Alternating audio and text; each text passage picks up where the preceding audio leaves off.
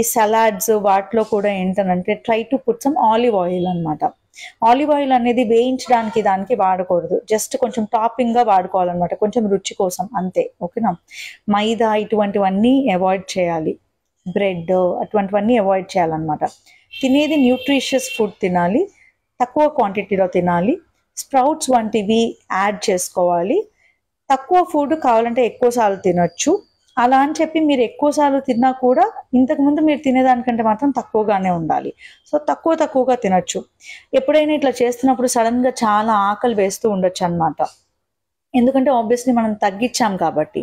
ఆ టైంలో తక్కువ క్యాలరీ ఉన్న ఫుడ్ ఏదైనా తినొచ్చు. ఇప్పుడు కీరా దోసకాయ లాంటివి ఉన్నాయి అని అంటే కనుక ఆ కీరా దోసకాయలో క్యాలరీస్ తక్కువగా ఉంటాయి అన్నమాట, కానీ కొంచెం పొట్ట నిండినట్టే ఉంటుంది. ఫ్రూట్స్ వంటివి ఏమన్నా తిన్నప్పుడు కూడా ఫ్రూట్స్ ఎక్కువగా షుగరీగా ఉన్నవి తినకూడదు, ఎక్కువ స్వీట్ ఉన్నవి అట్లాగా ఫ్రూట్స్ తినకూడదు. అందులోనూ జ్యూసెస్ అవాయిడ్ చేయాలి.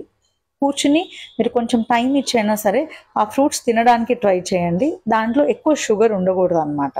అటువంటి ఫుడ్స్ ఏమైనా ట్రై చేయండి. యూజువల్గా వాటర్ ఇంటేక్ కూడా కొంచెం మీరు కేర్ఫుల్గా చూసుకోవాలన్నమాట. అరౌండ్ 2 లీటర్స్ ఆఫ్ వాటర్ కూడా 2 to 2.5 లీటర్స్ వాటర్ కూడా డైలీ తీసుకోవడానికి ప్రయత్నించండి. ఇది కాక ఎక్సర్సైజ్ చాలా చాలా ఇంపార్టెంట్.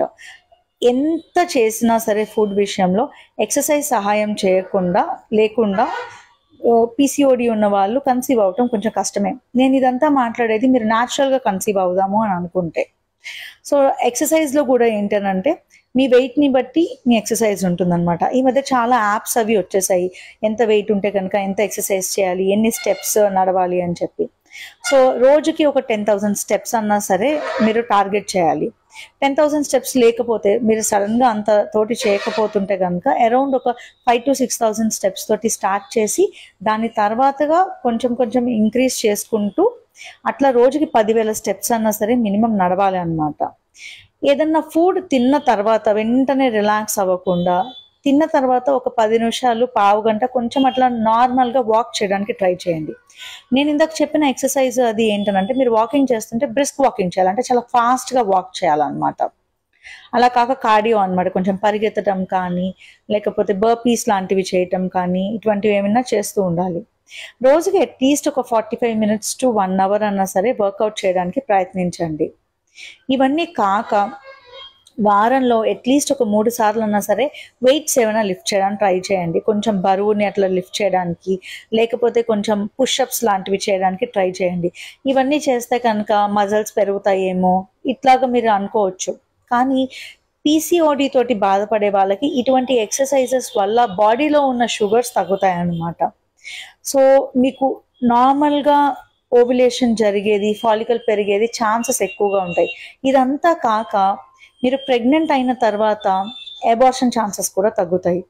సో ప్రెగ్నెన్సీ కంటిన్యూ అయ్యి మీకు లైఫ్ బర్త్ అంటే ఒక బిడ్డ పుట్టే ఛాన్సెస్ పెరుగుతాయి అన్నమాట. పీసీఓడి ఉన్న వాళ్ళలో ప్రెగ్నెంట్ అయినా కూడా అబార్షన్ అయ్యే ఛాన్సెస్ ఎక్కువగా ఉండడానికి కారణాలు బాడీలో ఉన్న ఈ హార్మోనల్ డిస్టర్బెన్సెస్, షుగర్ డిస్టర్బెన్సెస్ అన్నమాట. సో ఇవన్నీ మేనేజ్ చేసుకోగలిగితే కనుక ఒక హెల్దీ ప్రెగ్నెన్సీ కూడా ఉంటుంది. కొన్నిసార్లు మీరు చాలా సర్ప్రైజ్ కూడా అవుతారనమాట, న్యాచురల్గానే ఎటువంటి ట్రీట్మెంట్ లేకుండా కూడా మేము కన్సీవ్ అయ్యాము అని చెప్పి. I hope this helps.